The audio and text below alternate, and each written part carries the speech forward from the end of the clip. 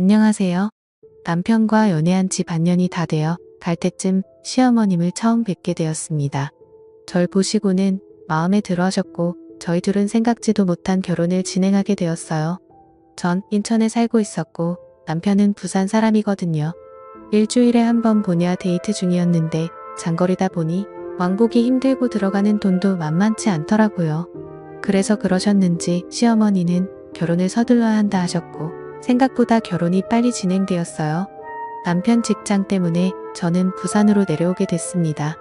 결혼 준비할 때까지 남편은 속 한 번 썩인 적 없었고 시부모님 또한 잘 해주셨기 때문에 모든 게 순조롭다 생각했어요. 몇 달 동안 남편 뒷바라지 때문에 시어머니는 집 얻어 동거하다가 결혼하라 하셨고 그렇게 했습니다. 운수는 과하지도 모자랄 것도 없이 남들 하는 만큼 해왔고 들어가는 돈이 많아 검소하게 꾸며가며 행복하게 하루하루를 보냈습니다.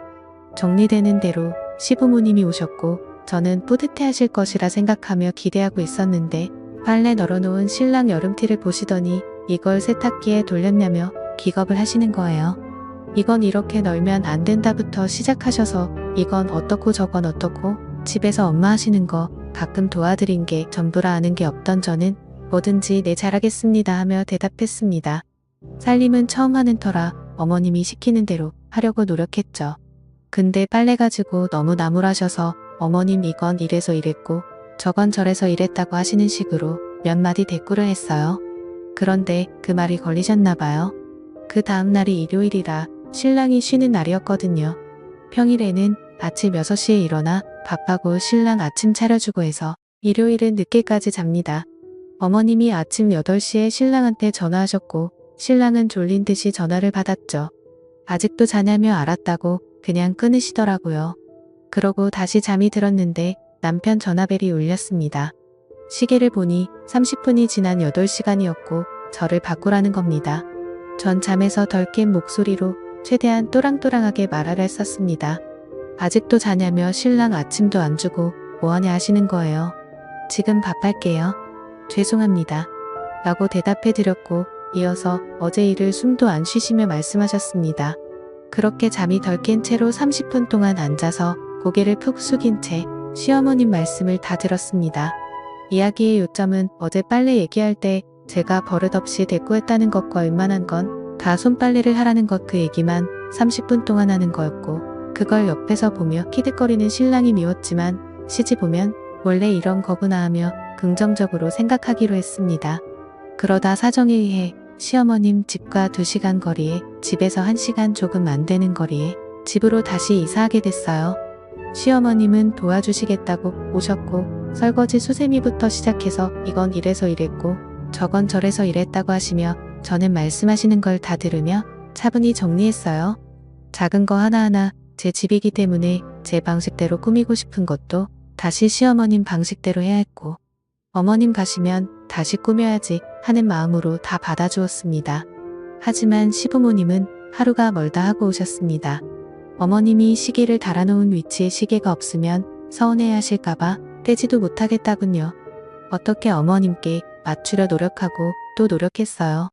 어머님은 항상 나 같은 시어머니도 없다. 이렇게 며느리에게 잘하는 시엄마가 어디 있니 하셨어요. 어느 위치에 뭐가 있는지 반찬은 왠지부터 시작해서 시어머님은 저의 집에 대해 다 아십니다. 챙겨주시는 건 좋지만 도가 좀 지나치다 싶다라는 생각도 많이 했죠.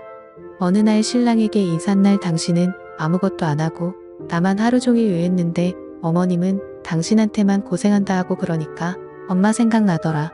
우리 엄마도 아마 그랬겠지. 나도 엄마 보고 싶다 보니까 가지도 못하고 엄마 얼굴 못 보니까 속상해. 아이 먼 곳에 혼자 있으니 좀 힘들다. 라고 몇 마디 투정 좀 부렸습니다. 그 다음 날 아침 시어머님께 전화가 왔습니다. 11시까지 집으로 오라고 하시더군요. 이사 온 지 며칠 되지도 않았고 이곳 지리는 잘 모르는 터라 집에서 넉넉하게 시간을 잡고 나왔는데도 길을 헤매는 바람에 15분 늦게 11시 15분에 시집에 도착했습니다. 들어오는 순간 뭔 일이 날 것 같은 분위기였습니다. 통화할 때 어머님 목소리가 안 좋으셨거든요. 물통 한 개를 냉장고에서 꺼내 오시더니 앉으라고 하시더군요. 그러더니 왜 약속을 안 지키냐고 지금이 몇 시냐고 소리를 지르셨어요. 길을 잘 몰라 헤맸다고 죄송하다고 말씀드렸습니다. 길을 잘 모르면 더 일찍 나와서라도 시간을 지켜야지. 뭐 하는 거냐고 시엄마 말이 개똥으로 들리냐고 물을 벌컥벌컥 마시더니 말씀을 시작하셨습니다. 알고 보니 남편이 전날 제가 투정 부린 개가 걸렸는지 어머님께 저도 자기처럼 신경 좀 써달라고 웃으며 좋게 말했는데 그것 때문에 아들한테 본인이 왜 내가 그런 소리를 들어야 하냐고 화를 내시는 겁니다. 남편이 그런 말을 어머님께 할 거라곤 생각지도 않았는데 말이에요. 신남에게 한 이야기에 유전은 엄마가 보고 싶다는 것일 뿐이었지 어머님이 저에게 신경 써줬으면 좋겠다는 건 아니었거든요. 신남은 제가 안쓰러워 말씀드렸나 봐요. 저는 그 상황을 그냥 잘 무마해보려고 웃으면서 어머님이 남편만 예뻐해 주셔서 질투나서 그냥 한 말이에요 하며 애교스럽게 말했습니다. 그런데 시어머니 갑자기 울근을 토하시며 이런 말씀을 하시더라고요. 뭐 질투라고 했어. 네가 뭐가 잘났다고 질투 같은 거래. 네가 내 아들보다 학벌이 좋아. 인물이 나아. 네가 우리 아들보다 뭐든 딸리기 때문에 네 엄마보다 나한테 네가 더 잘해야 된다. 왜 선물로 내 양산 사는데 네 엄마도 똑같은 걸 사다 줬니? 이 시부모님 집에 오는데 어떻게 빈손이야?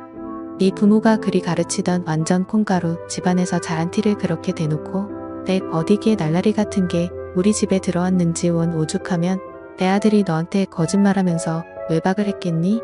네가 뭔데 내 아들 놀러가는데 가라 말아야 놀러갈 수도 있는 거지.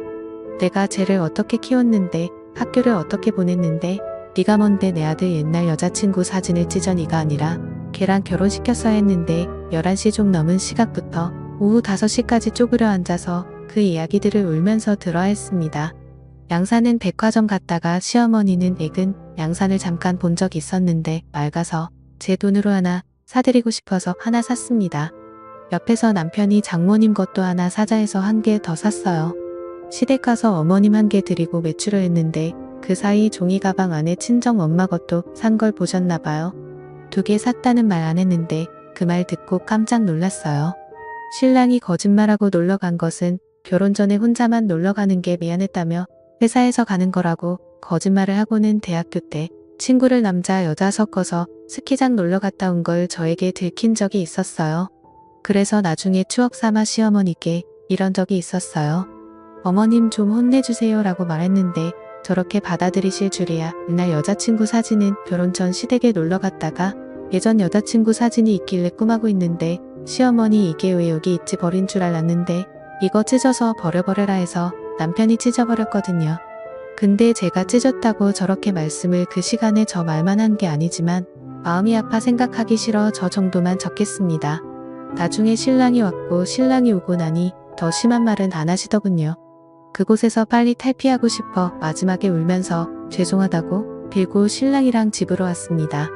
정말 억울했고 힘들어 그 일 이후로 며칠 동안은 밥도 못 먹고 먹지도 못하는 술을 먹으며 매일 울었습니다. 부모님께는 걱정하실까봐 말도 못하고 너무 힘들었습니다.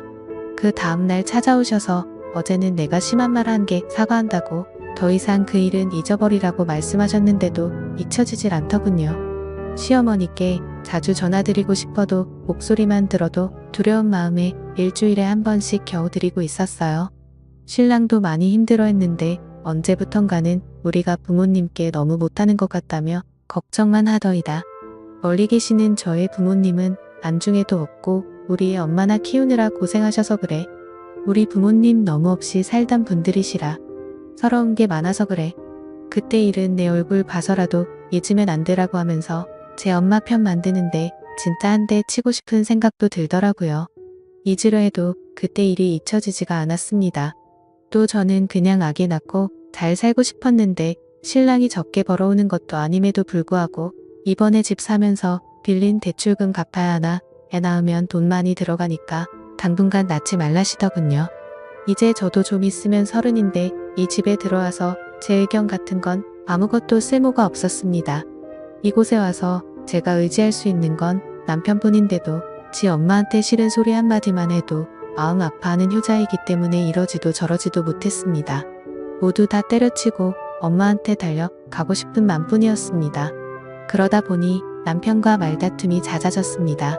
그럴 때마다 시엠이라는 인간은 저한테 어디 천한 남편한테 큰 소리를 했고 저는 당신은 이제 어머님한테 우리 다툰 것까지 이야기하냐고 따졌습니다. 매일 반복 지긋지긋했어요. 그리고 얼마 후 남편이 다른 여자를 만나는 걸 알게 된 겁니다. 알고 보니 결혼 전 남편이 제 앞에서 찢어버렸던 사진의 주인공, 그러니까 남편의 전 여친이었습니다. 결혼 후에도 저 몰래 그 여자랑 데이트도 하고 놀이공원도 가고 또 함께 영화도 보면서 연인처럼 지내왔던 겁니다. 제가 어떻게 당신이 나한테 그럴 수가 있냐고 따졌더니 남편이라는 스프가 눈을 동그랗게 부릅뜨더니만 저한테 하는 말이 가관이었습니다. 안녕하세요. 남편과 연애한 지 당신은 추억이라는 건 없는 사람이야. 내가 가장 힘들 때 옆에서 지켜주던 여자를 그럼 그냥 버려. 요즘 집안 사정도 힘들고 남편이랑도 힘들다고 해서 가끔 만나서 고민 들어주고 그랬던 것뿐이야. 내가 그 여자랑 잠을 잤어. 내가 당신이랑 결혼하면 내 인간관계 다 끊어야 돼.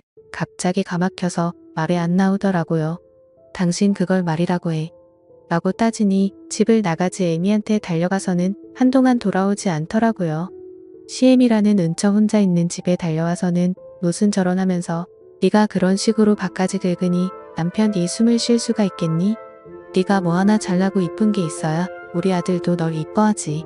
남자는 다 여자하기에 나름인 게야 라고 하시는데 정말 저 그날 너무 열받아서 말 함부로 하지. 제가 뭘 그렇게 잘못했냐고 시집와서 어머님 말씀 모두 순종하고 아기 낳는 것도 포기하고 살고 있지. 왜 다 내 탓이라고 하시냐고 따졌습니다. 그렇게 제가 싫으시고 못마땅하면 이혼하겠다고, 당신 아들 그냥 때리고 평생 사시라고, 나는 당신이랑 당신 아들 모두 감당 못하겠다고 위자료 준비하라고 큰 소리를 쳤죠. 그랬더니 어머님 엄청 놀라는 눈치였습니다. 저는 어머님 앞에서 당장 짐을 싸서 친정에 갔습니다. 정말 이혼할 각오를 하고요. 시애미는 제 짐을 뺐더니만 어디 어른 앞에서 건방지게 뭐하는 짓이냐고, 네 애미 애기한테 그렇게 배워 먹었냐고 소리를 지르시더라고요. 그래서 저도 큰 소리로 왜 자꾸 우리 부모님 욕하시냐고, 우리 부모님이 도대체 어머님한테 뭘 그렇게 잘못했냐고 따지니 저를 이렇게 키운 게 큰 잘못이라고 하시대요. 더 이상 할 말도 없고 말도 섞기 싫어서 나왔습니다. 그렇게 한 달이 지났습니다. 저는 편의점 아르바이트를 시작했어요. 걱정하는 부모님 얼굴도 보기 힘들었지만 다시 그 집에 들어가는 게 더 힘들더라고요. 버는 돈 없이 부모님께 손 벌리는 것도 싫었기에 일을 시작한 겁니다. 그동안은 남편은 하루가 멀다 하고 연락을 했습니다. 우리 엄마 걱정 그만 시키고 당장 와서 무릎 꿇고 빌고 돌아오라고요. 남편은 자기가 바람핀 것도 아닌데 왜 제가 집을 나가냐고, 이제 좀 철 좀 들라고 저한테 다그치더라고요. 어이가 없어서 정말 그래서 제가 딱 잘라 말했습니다. 내가 정말 들어가길 원하면 네가 만나는 여자들 다 정리하고 네 부모랑 나 사이에서 처신 잘하라고요. 그랬더니 며칠 연락이 없던 남편은 미안하다고, 이제 다른 여자 안 만나겠다고, 엄마한테도 이제 다시는 저한테 함부로 말하지 못하게 중간 처신을 잘하겠다고 하더라고요. 저는 저희 부모님 걱정시키는 것도 싫고 또 남편을 믿고 싶은 마음이 남아있던지라 못 이기는 척 다시 집에 왔고, 그 후로 시애미도 또 다시 저희 집에 찾아와서 잔소리를 하기 시작했습니다. 그때마다 저는 남편에게 전화를 했어요. 그럼 남편은 엄마 바꿔달라고 말하고는 시애미한테 아들 이혼시키기 싫으면 제발 좀 그만 좀 찾아오라고 소리를 질렀습니다. 덕분에 언제부턴가 시어머니의 저희 집 출입은 잠잠해지는 듯 했습니다. 남편 또한 퇴근 후에 바로 집에 들어왔고 주말에도 저와 시간을 보내려 노력했어요. 그 후 저희는 이세를 갖기 위해 꾸준히 노력했습니다.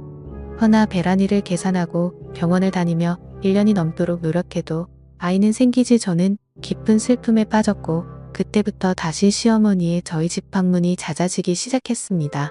애 낳는 게 미루라고 할 땐 언제고 어디서 해도 못 낳는 애가 우리 집에 들어와서 대를 끊어놨다느니 하는 소리를 매일 같이 하시며 제 마음을 너덜너덜하게 만드셨어요. 그리고 언제부턴가 남편은 더 이상 제 편이 아니었습니다.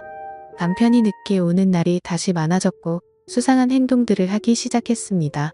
저는 그리고 결국 남편의 뒤를 한번 켜보기로 했습니다. 그리고 남편이 퇴근하는 시간 1시간 전부터 남편 회사 입구가 잘 보이는 카페에 안아지려 봅니다. 그런데 남편 퇴근 시간이 한참 지났는데도 회사에서 나오질 않는 겁니다. 이상하다 싶어서 1시간, 2시간, 5시간 계속 기다리는데 남편에게 연락이 왔습니다. 왜 집에 없냐고요? 어딜 간 거냐고요? 당황한 저는 친구 만나는 중이라고 말하고는 집으로 돌아왔는데 남편이 씻고 잘 준비를 하면서 투덜투덜 거리더라고요. 이상하다 싶었던 저는 다음날 훨씬 일찍 남편의 그 카페에 갔습니다. 그리고 기다리는데 분명 남편의 퇴근 시간이 7시 반이라고 했는데 세상에 6시 정각이 되기도 전 급하게 남편이 회사에서 나와 어디론가 가는 겁니다. 그리고는 바로 택시를 잡아 탔습니다. 저는 급한 마음에 바로 카페에서 나와 마침 그 뒤에 오던 택시를 잡아 타고 남편을 미행하기 시작했습니다. 별로 멀지 않은 거리의 한 아파트에서 내린 남편은 서둘러 아파트 건물 안으로 들어갔고 저도 뒤따라 들어갔어요. 그런데 들어가자마자 봤더니 남편은 없었고 엘리베이터에도 사람이 없었어요. 그때 문득 1층이구나 싶더라고요. 저는 확인을 위해 몰래 2층에 숨어 있었습니다. 귀를 쫑긋하고 기다렸어요. 엘리베이터를 타는 사람들 소리 말고는 딱히 다른 소리는 없었습니다. 그리고 몇 시간이 지나 1층 문이 열리는 소리가 들리더니 남편의 목소리가 들렸어요. 또 올게. 저는 심장이 터지는 줄 알았습니다. 남편이 떠나고 나서 또 한동안 저는 2층 구석에서 추라하게 쪼그려 앉아 있었어요. 그리고 용기를 내서 남편이 나온 그 집 초인종을 눌렀습니다. 누구세요? 아까 남편과 대화하던 여자의 목소리가 들렸고 저는 제 남편의 이름을 대며 김선준 씨 아내 되는 사람입니다. 라고 말했습니다. 그랬더니 문을 열어주는데 그 여자 등 뒤에 아이가 새근새근 자고 있더군요. 저는 당황하는 여자의 얼굴을 바라보며 집 안으로 들어갔고 그 안에서 못 볼 꼴을 보고 말았습니다. 그 여자 내 집거실에 걸려있던 사진, 제 남편과 찍은 사진이었어요.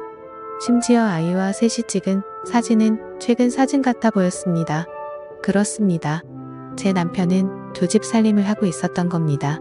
너무나 어이가 없던 저는 정신을 잃을 뻔했습니다. 그 여자에게 당신 이 남자 가정 있는 거 알았냐고 물으니 아무 말도 못하더니만 끝내 오열하며 말하더군요. 오래전부터 사랑했던 남자고 결혼까지 생각했었는데 어머님이 반대하셔서 못했다고. 그래서 포기하고 지내고 있었는데 어느 날 제 남편이 이혼했다고 하면서 돌아왔고 그날 실수로 가진 아이가 태어나서 결혼식을 미루고 살아온 거라고요. 시어머니도 이 사실을 아시네 했더니 어머님도 이혼했다고 분명히 말했고 아이를 가지고 나서부터는 정말 며느리처럼 잘 대해주셔서 생각도 못했다고 하는데 저한테는 애기 미루라고 종용했던 사람이 막상 숨주가 생기니 그렇게 좋았나 봅니다. 정말 눈물만 나더라고요. 그러면서 정말 본인도 몰랐다고 뭔가 이상하다고 생각은 했지만 뱃속의 아이 때문인지 의심이 드는 일이 있어도 무시하려고 애쓰고 살아왔다고. 그런데 제가 김선준 씨 아내 되는 사람이라고 말하는 순 모든 것들이 이해가 됐다고 본인도 피해자라고 하더라고요. 그런데 이 여자, 저한테 이렇게 알게 된 게 그냥 자기 아이 아빠랑 이혼을 좀 해주라고 하더라고요.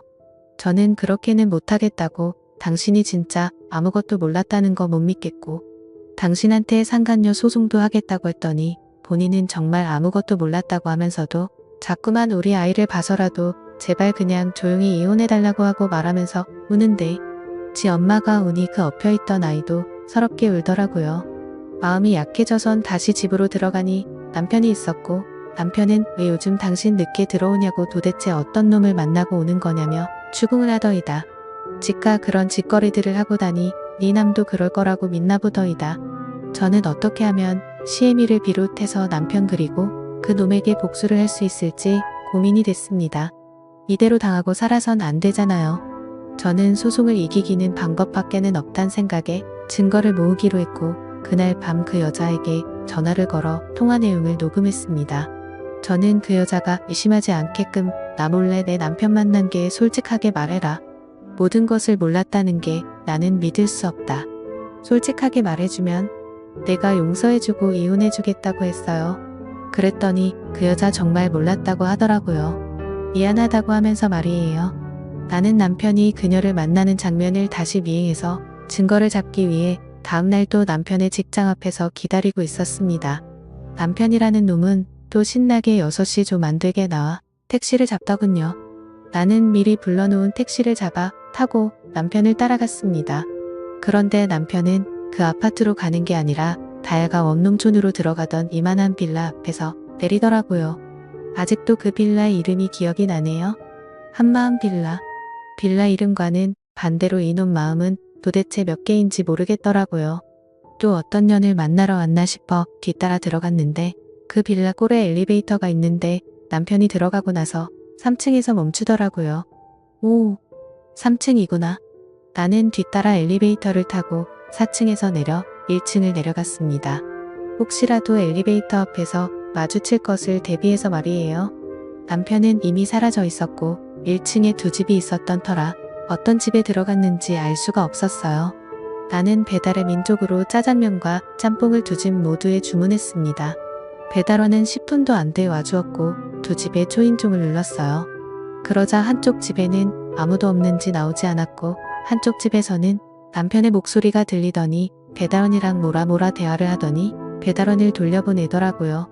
나는 문이 닫히는 소리를 듣고 그 배달원을 조용히 불러서 내가 시킨 거라고 말하고 짜장면과 탕수육을 받아들이고 그리고는 짜장면 비닐 포장을 벗기고 조용히 다시 초인종을 눌렀어요.